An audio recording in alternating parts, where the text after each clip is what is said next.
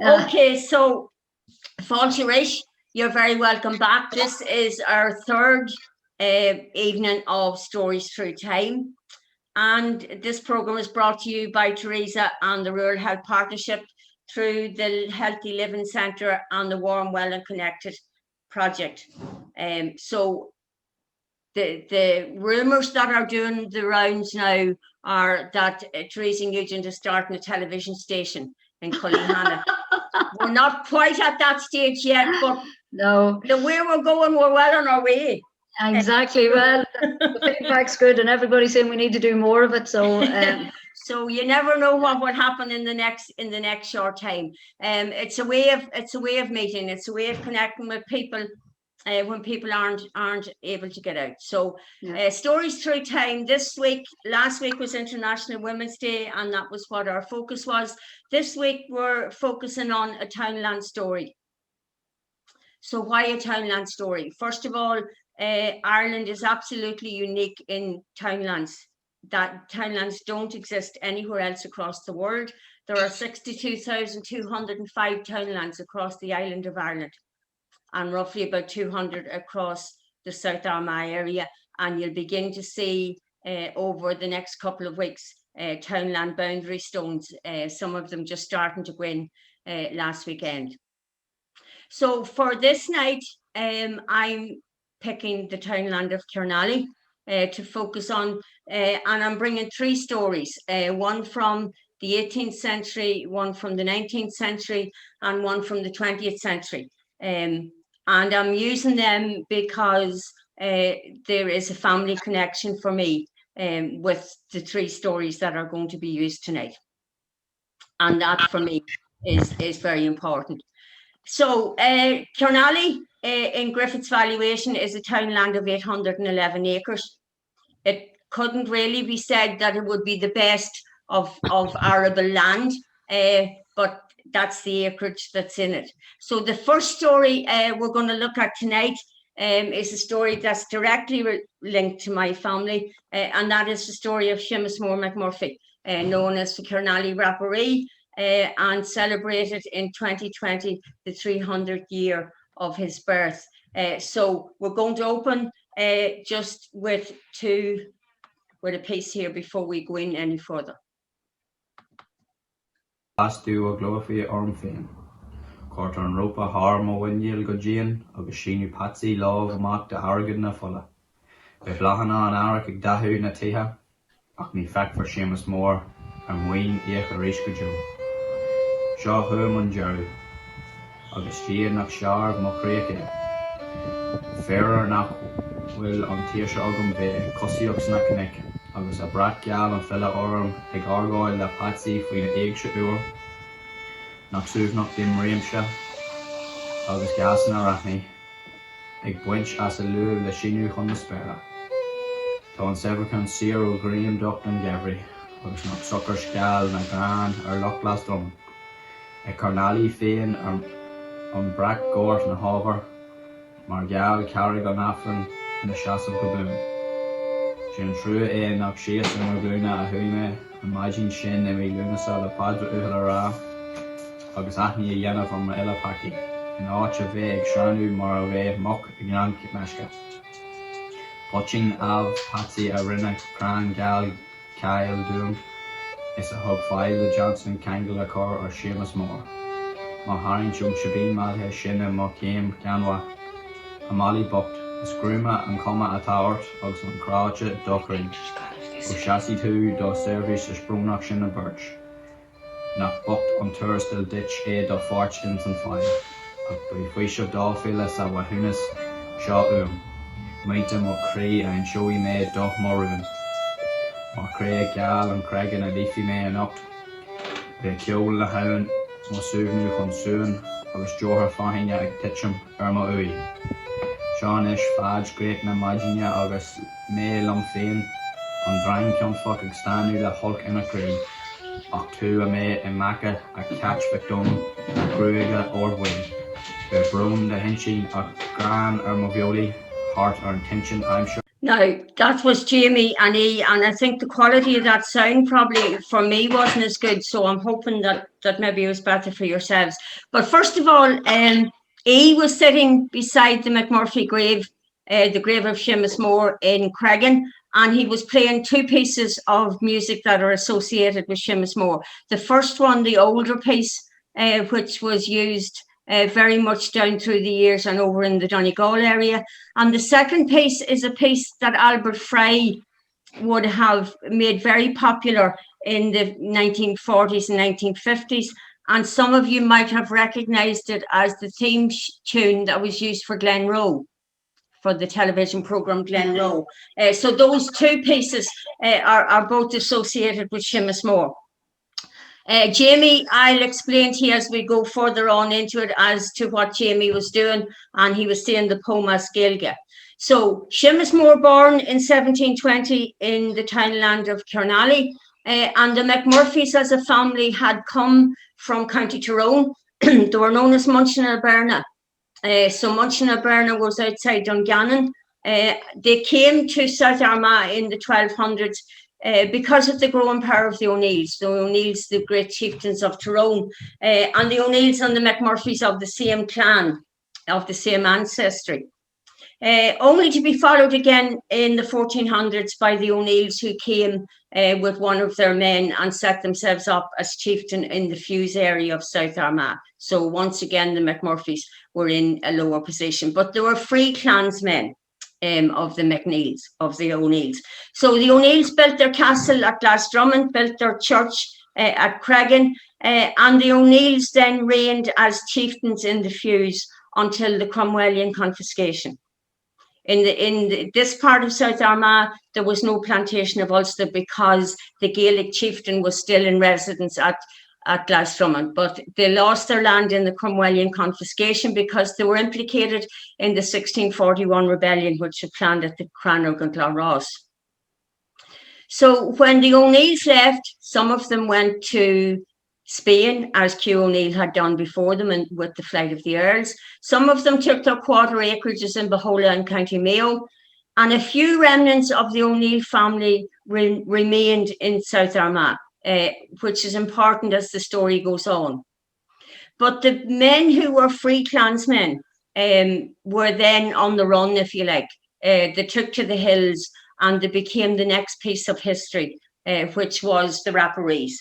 And that's what happened for Séamus Mór. Séamus Mór became a Rapparee. He was, it is reputedly said, his reign of where he was in charge went from O'Meads right down into parts of County Tyrone. He is reputedly have stopped and robbed people by announcing himself as the handsomest, stop and be robbed by the handsomest man in Ireland. So you can see that his opinion of himself was fairly good at that stage.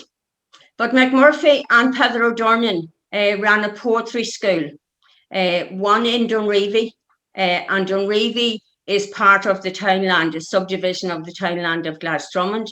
It's not a townland of its own. One in Dunreevy and one here in Mullaban, where I now live. And a poetry school as well at Kilcurry.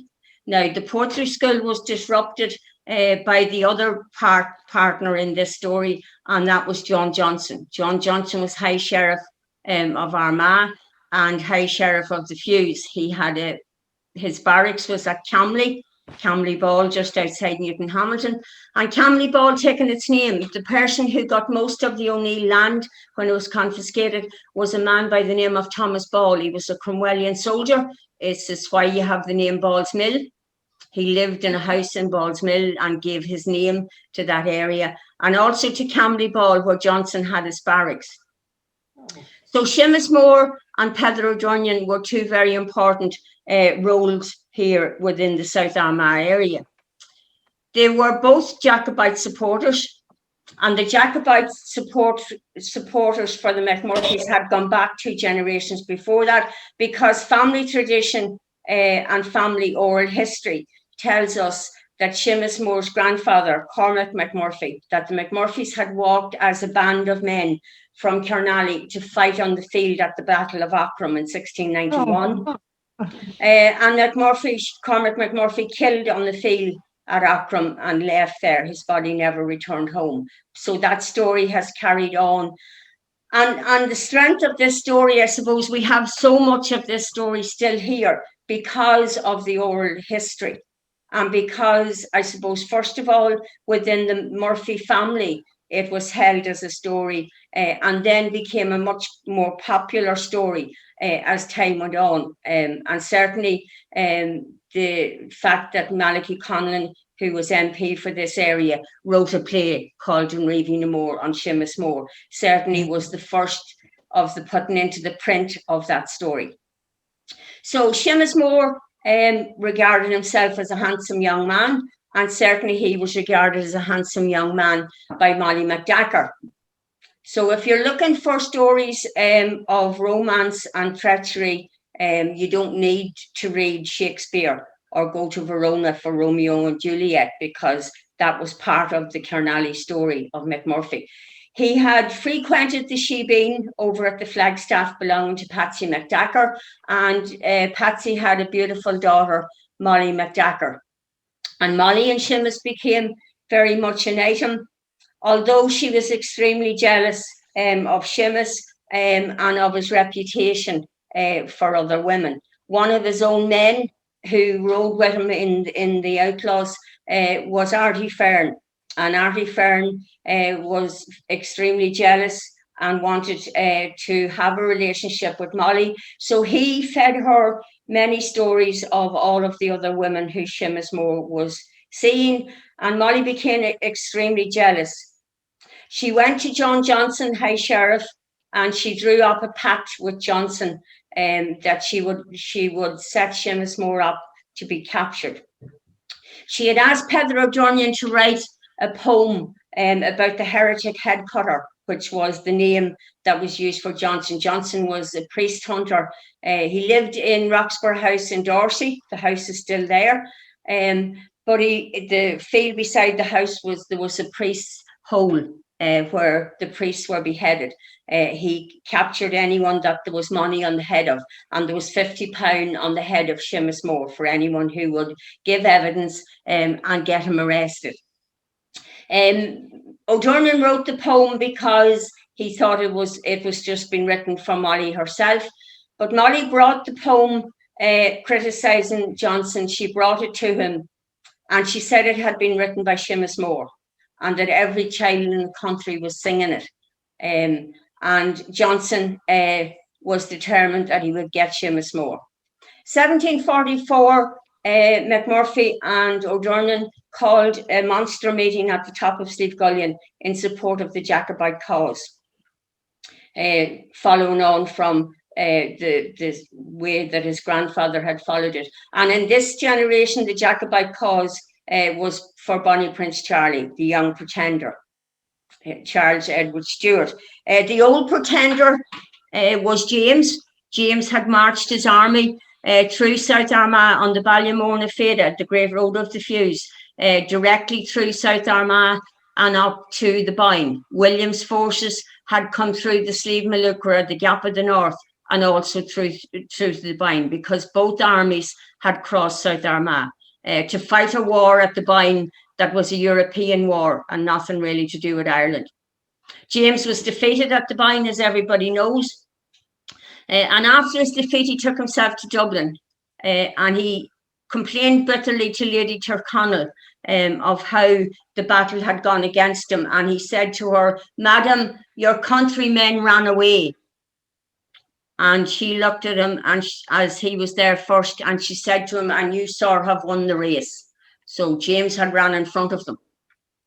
So the young pretender then, Bonnie Prince Charlie, and I suppose everybody has part of the story of Bonnie Prince Charlie and the song, "Speed Bonnie by like a bird on the wing, onward the sailor cries, carried the lad who was born to be king over the sea to sky." Master Curtis taught us that in Ballinaclosa School a long number of years ago, because he was a Jacobite supporter as well. So McMurphy had gone to Culloden to the big battle in 1745, was lucky enough to escape again from Culloden and make it home. But the spectacular thing and the extraordinary thing, Charles Edward Stewart, Bonnie Prince Charlie, was born in 1720. Séamus Mór McMurphy was born in Carnally in 1720. The man who, along with Flora MacDonald, planned the escape of Bonnie Prince Charlie after the Battle of Culloden was a man by the name of Felix O'Neill. He was a captain at that stage in the Spanish army. And Felix O'Neill was one of the O'Neills, born at Cregan, one of the few that didn't leave on that side, born in 1720 as well. So the three men, two of them from South Armagh and Bonnie Prince Charlie himself, all born in the 1 year, which is a remarkable coincidence for those three. So McMurphy made it back from Culloden, and again with a price on his head, and very much at this stage under fear of capture from Johnson. Molly had brought the story to Johnson, brought the poem. She had arranged that when McMurphy came to the Shebeen on the following weekend, which was the weekend of the patron of Minin at Killeavy, that she would get him drunk and leave him incapable for Johnson's men to come in and get him. And that's exactly how the story played out. She had no interest in the £50 money that was on his head. It was purely a revenge for the stories that she'd heard. But her father had an interest in the £50 blood money. McMurphy was arrested in August.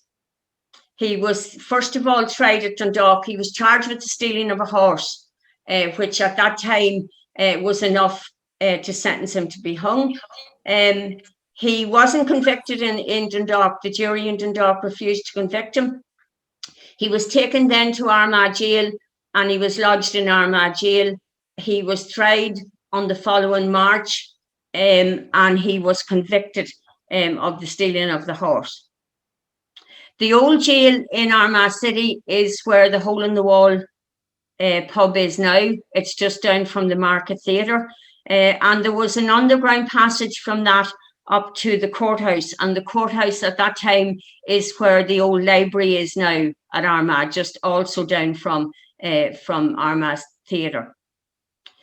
He was convicted, and he was to walk from there to the Gallow Hills. The Gallow Hill was at the Palace Stables, running from the Palace Stables right out onto the bridge where just as you're going down to Armagh GA pitch. It's said that he sang the poem that you heard Jamie recite in Irish, and written by Séamus Mór himself the night before he was hanged in Armagh Jail. He sang that from he left the courthouse until he arrived at Gallows Hill, and until he was hanged. The McMurphys had arranged to go down that morning in the hope that they would be able to get him freed, but they were massively outnumbered by the forces that were in Armagh that morning, and they weren't able to. His body was handed back to the McMurphys. My father said they carried him from Armagh City. They changed at the boundary of each town land from the left Armagh until they had him back in Carnally. He was waked. He came home on a Friday. He was waked in the skibble or the barn just across the street from the house in Carnally, until he went to Cregan Graveyard on the Sunday morning and buried in Cregan Graveyard.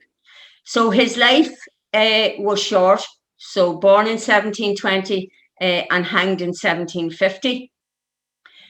Bonnie Prince Charlie, born in 1720, died in 1788 as a man of 68, but an old man in very bad health due to alcohol. And the man who lived the longest of the three of them, Felix O'Neill went on to become a general in the Spanish army and didn't die until 1794. So that's the story of Séamus Mór in the 18th century. And it is, I suppose, for me, very much a family story and a story that has been handed on, as I said, through the oral history. Now, Malachy Conlon, who was MP for the area, wrote An Riomh na Mór, and An Riomh na Mór was first performed in Mullaban in 1945. It was produced again in the 90s, in 1995. And it's a play that has certainly stood the test of time.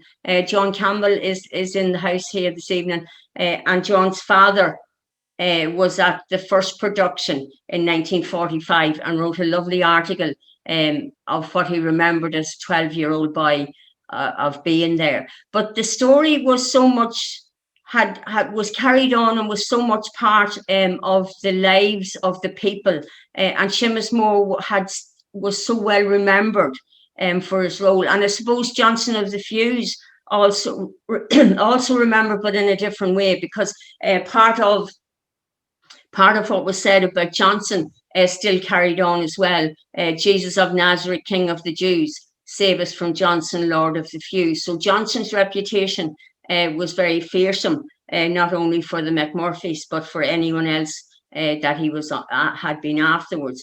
But that story is still so much part of people's lives that John Campbell was able to say that when that first production went on in the hall in Mullaban, that when Peadar O'Donnell went over to stop the clock as part of the play on the stage, an old woman in the hall said, "May the Lord have mercy on his soul." So it was still very much part of the heritage and the history that had carried so well. And I don't think we appreciate in South Armagh the level of oral history that we have retained that isn't in other parts, because the amount of material that has been kept in South Armagh is extraordinary. Now, some of that is due to the people who first of all, in the later years started to collect it, the like of Michael J. Murphy and Francis O'Connell, both of whom said that the townland, that the importance of the townland to the stories was absolutely central. But I think we have such an amount of it that we don't realise actually how lucky we are. So that's the part of the story that is Séamus Mór. So the next part of the story is not my family story, but it became part of my family story because of my father. So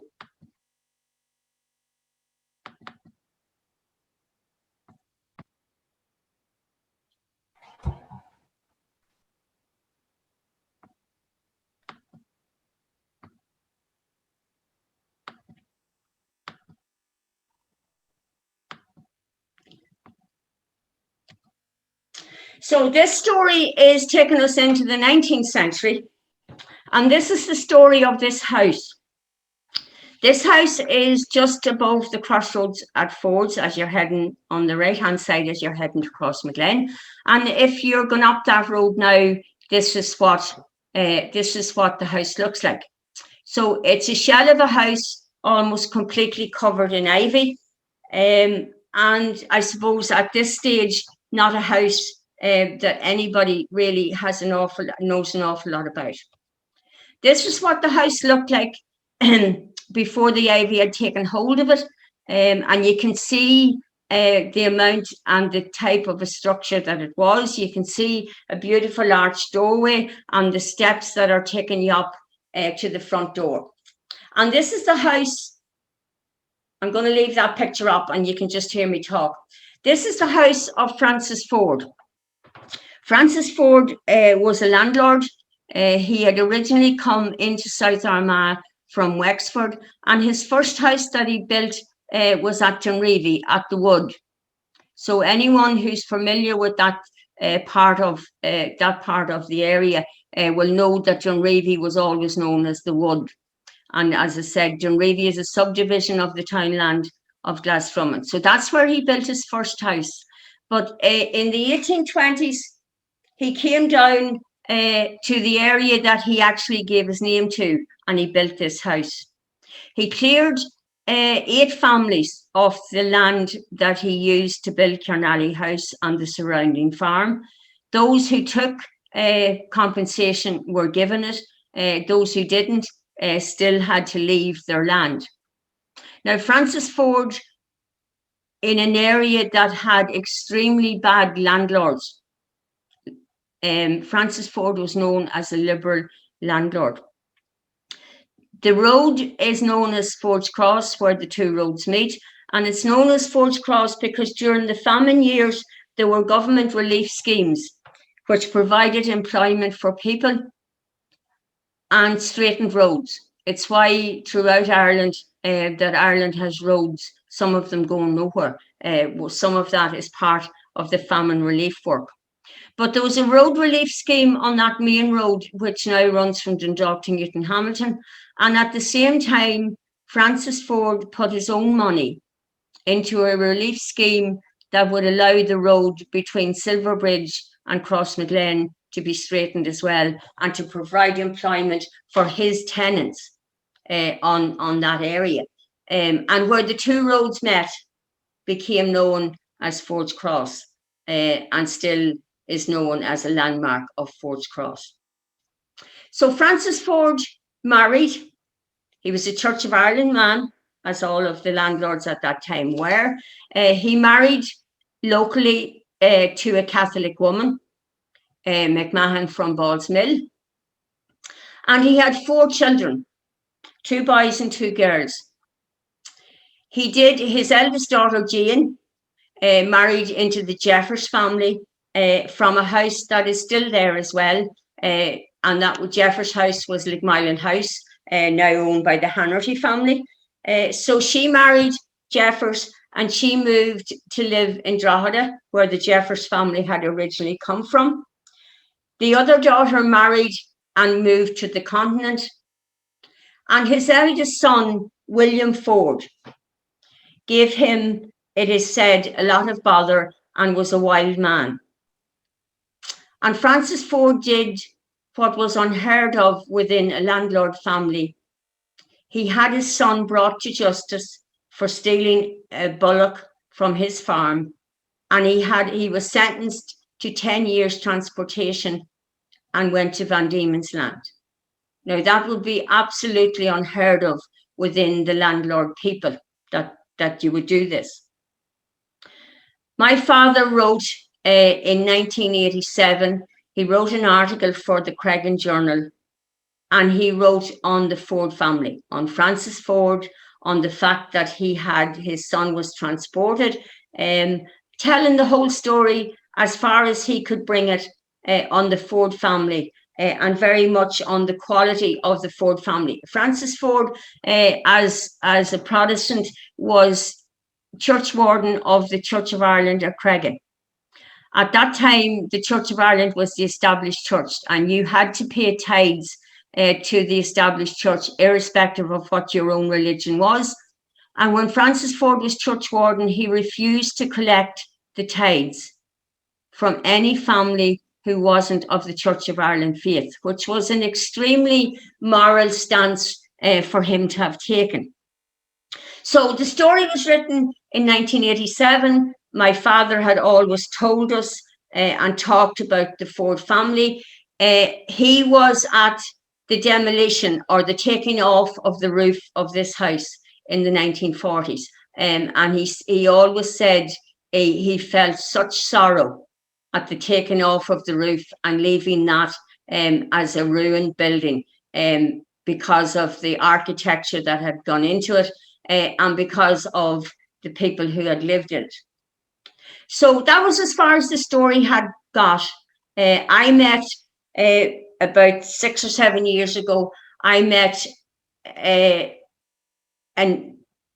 girl who was a direct descendant of Jane Jeffers, the daughter of Francis Ford, who went to live at Drogheda. And she told me that the story that had been carried through the female lineage of the Fords was that William Ford, the man who was transported, had wanted to marry and his father wouldn't give him permission to marry. So he had stolen the animal to get money to get married.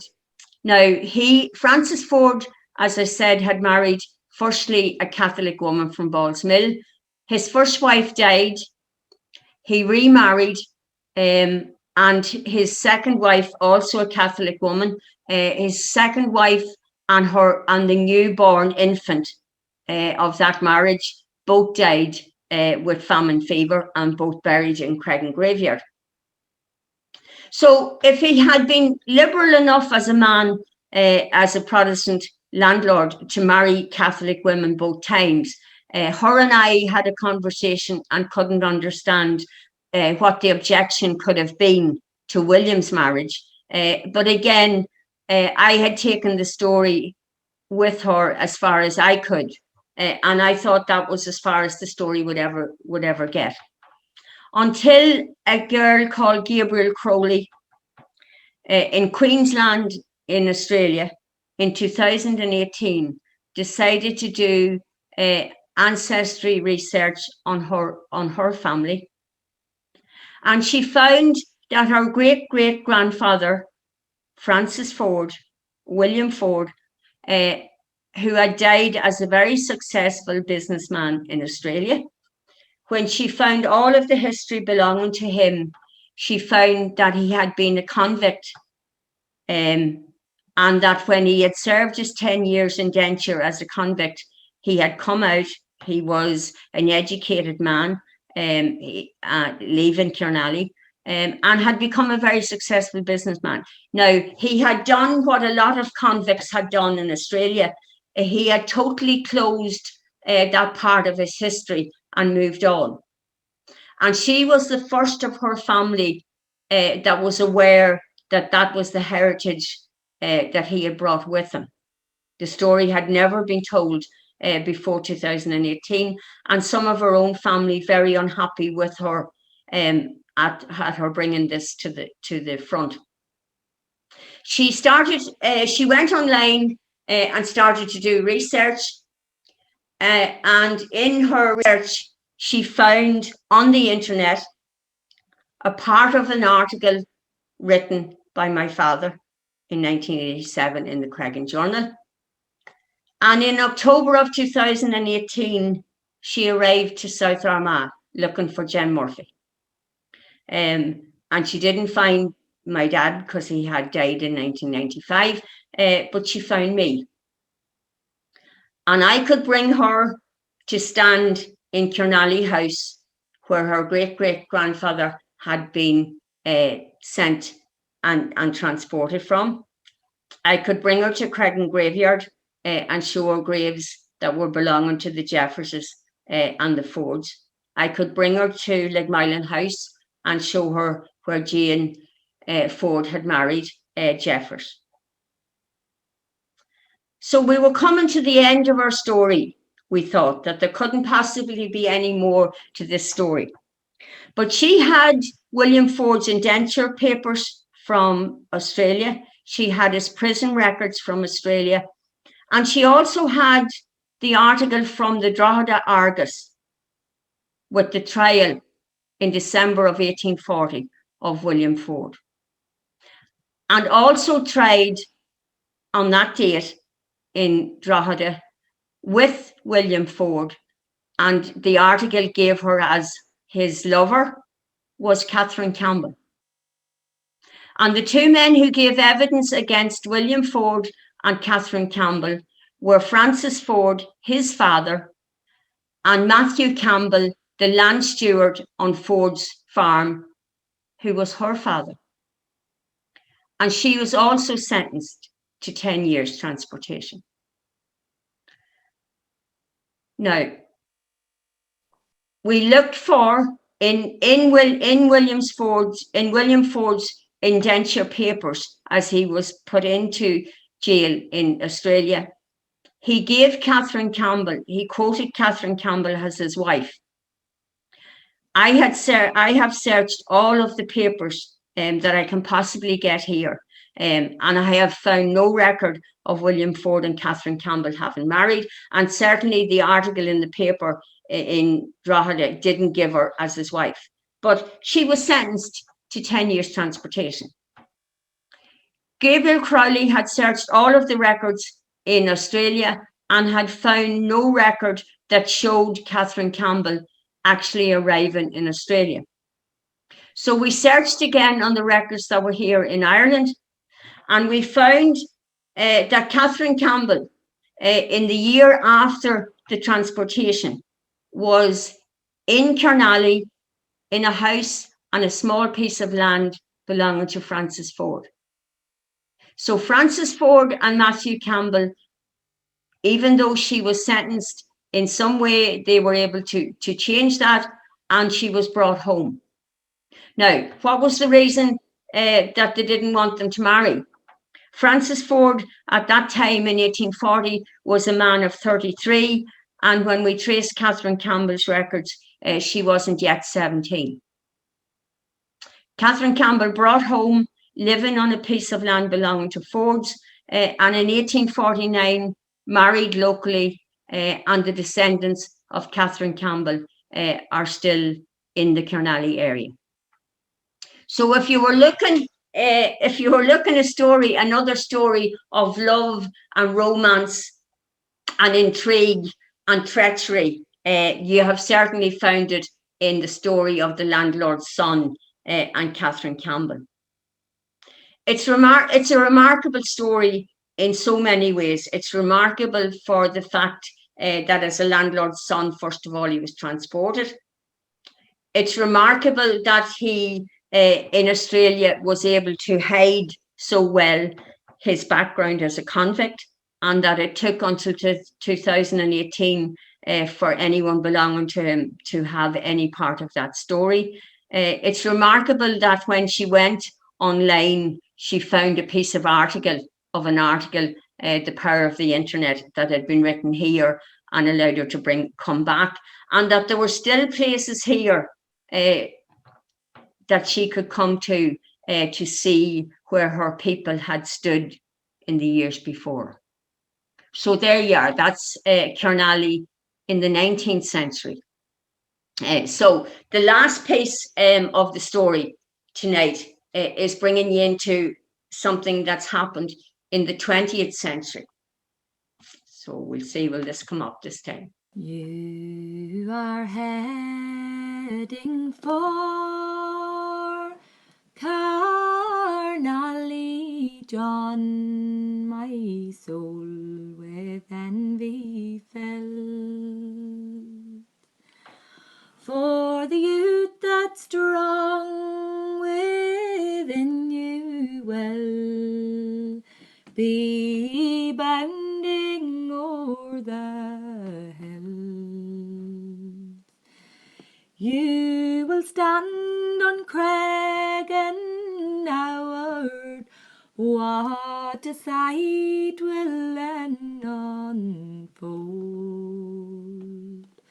With your eyes full of the world, just as the ancient poets told.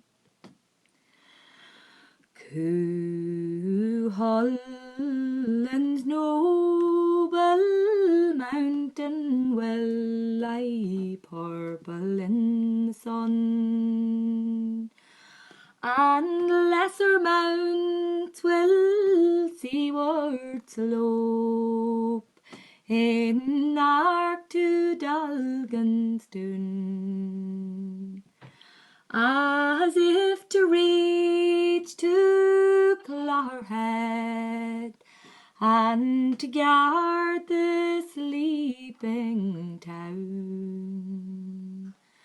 As if and with God's bench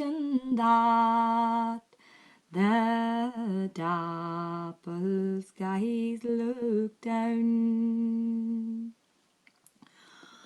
Wander out the winding valley round by Tavies and McShins, where homes amid the heather, led away by winding linn, down by reels and Campbell's bog holes, to the savage Craigadil, where the rain gives voice to lilting from the streamlet round the mill.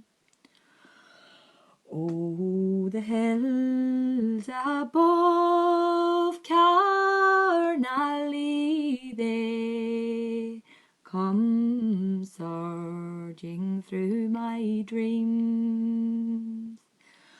I see Carnally's barren rocks, its rushes and its streams, and I pray that those who live there from all sorrow have relief.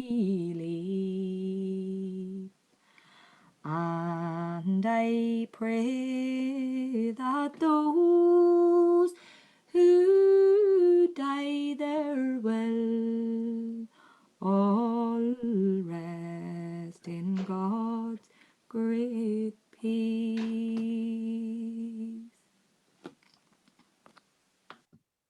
So first of all, that was Blahin McCann, who put an air to that poem, and that filming was done by Mary McCann around Carnally. The poem itself was written by Pete Murphy. Pete Murphy was a brother of my grandad, and he was in London in 1939, and John Reel was going home to Carnally, and he wrote those words to John Reel, his longing, his wish that he could go with him, and bringing up the memory of all of the places he would go to, the places that he knew growing up, and his sorrow that he wasn't going back to Carnally. So that poem we had it within our house. Barney had it in Carnally, and Blahin is hoping to do more work on some of those old poems by putting an air to it. So that's the first of those that has been done, and it's a beautiful piece of writing, but also a beautiful song when it's sung by her. So there's another small bit to tie Carnally in a different way. Some of you might have seen a programme that was on just before Christmas, Who Do You Think You Are? And it featured Liz Carr, who plays Clarissa Mullery on Silent Witness, and she was over pictured and interviewed and told the story of her ancestor, Barney Ryan, who was one of the ribbon men over at Drummondtee, and the programme was on the shooting of a landlord, Meredith Chambray, over at Chambray's at the mountain. They were the landlords of the Slieve Gullion estate. But that Francis Berry was hanged for the shooting of Meredith Chambray, and that night, as part of that story, it was alleged that none of the Drummondtee men, ribbon men, had actually played a part in the shooting other than as lookouts. But it was also put forward that from the statement of Barney Ryan, that the shooters had come from Glasdrummond. Now, part of that story would have been well enough known among some of the ribbon men and the oral history that came down from the ribbon men. But Carnally and Glasdrumman were particularly strong as ribbon men, particularly a tight group. And one of the men who was very active within the ribbon men, also a Carnally man, Owen Murphy, not the Murphys of my Murphys, but known by my father, who carried the story on as Brainy Owen Kane. And he lived just above Ford's Cross, where Johnny Reel's house was. Daddy said he thinks the house was what used to be Johnny Reel's barn. But Brainy Owen Kane, on his deathbed, lived to be an old man, so he lived to see the Land League. The Land League was formed in 1879. Chambray was shot in 1852. So he lived to be an old man, but on his deathbed, he gave statement, not confession. He was very clear that it wasn't a confession. It was a statement to say that he had been involved in the killing of 24 landlords. Some of them as far away as Mayo. Now, there could be a slight exaggeration in the number and the retelling of it. But Johnny Reel's grandfather, Mickey Reel, was with them as a young man when he was dying, and that was part of the story that carried on. But the two men, the two shooters who came from the Glasdrumman Carnally area, as the ribbon men in Drummondhee said, were Brainy Owen Kane, Owen Murphy, and Neil, the other man was Neil Quinn, who was actually from Anamar, but was part of the Glasdrumman ribbon men. So Murphy lived to be an old man, but Neil Quinn didn't. He was hanged on the Diamond in Monaghan Town for further offences and the shooting of another landlord.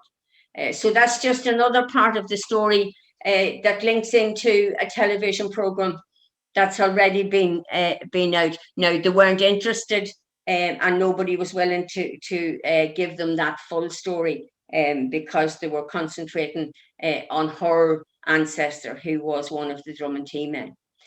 But that's the full story of the shooting of Meredith Chambray. So Carnally has been, I suppose for me, always an important townland because that's where my father was born. That's where my people came from. The Murphys, after Séamus Mór was hanged, were evicted from Carnally, and they went to a holding in Tullyvallen. So that was in 1850. And they didn't get back to Carnally until my great-great-grandfather came back, Hugh Murphy. Which is why the Murphys are the Hughie Moors, the big Hughie's. My grandfather was Jemmy Hughie Moore. So in that space of time, from 1850s to the late 1800s, 1750s to the late 1800s, the McMurphys weren't in Carnally, but back now in the place where Séamus was born. So I suppose Carnally has always been an important townland for me, but every townland's important. As Francis O'Connell said, every townland has a story. And the importance, first of all, of knowing your townland, for the children who now are growing up to know their townland and to know when they move into another townland, which is exactly what the townland stones will achieve for them. But to know the stories. The importance of talking to children and being able to tell stories. And it's very easy. It's very easy for that to become lost, because sometimes you imagine that if you know it yourself and it's in your own head, that it automatically nearly transfers to a child. One of my girls came home from school, she's now in her 30s, so she was P7 class, and she said to me, I have to do a story about going to school in the early 1900s, and I need to talk to Granda. So I was very busy and I didn't look at anything that the child had to bring with her. But we arrived over to interview my father, and everything started off very well. And she said to him what was his name, and his name was Séamus Mór, and he was born in Carnally in 1916, still going good. Then she said to him, and where did you go to school? And he started Glasgow School when he was 5, so he started school in 1921. And then she said to him, and what was your uniform like, Granda? And he turned in the chair and he looked at me. And I knew exactly why he was looking at me, because I was the link between the child. It wasn't a stupid question for the child to ask. She had always worn a uniform. So it was a sensible question for a child to ask him. But I was the one between her and him. And his look to me said everything that needed to be said without him saying anything, because it was, have you not talked to this child about what life was like? And he said to her, we didn't have boots on our feet, daughter. Never mind a uniform. And I was amazed, because, I assumed she knew, but how would she know if I hadn't told her? So the importance of telling young people these stories and the change that has come on life between that generation and now certainly between my generation and my grandchildren's generation, it has massively changed. But central to all of those stories is your townland. Historical research, land research, all of it is, all you need is your townland. If somebody came and asked for research on a townland in Cork, as long as you have your townland, you can put it into a search engine and you can get all of the information you need. But you need to know your townland. So I want to thank you very much. And that's tonight's programme finished. Next week is the last of our 4-week series of Stories Through Time. But you're in for an absolute treat. Anybody who has Zoom tomorrow, and Teresa will be able to give you the login codes, between 12 o'clock and 2, there is a live session of music with Terry Conlon Sr., Terry Conlon Jr., Padraig Carr, and the woman trying to keep control of all of that, Margaret Maguire. It is just something to really look forward to. And if you're not busy, I'm telling you, you'll get a wonderful treat tomorrow. Next Tuesday night, we will be co-hosted by myself and Blahi McCann, and we're doing song and poetry down through the years. Yeah. So hope to see you next week.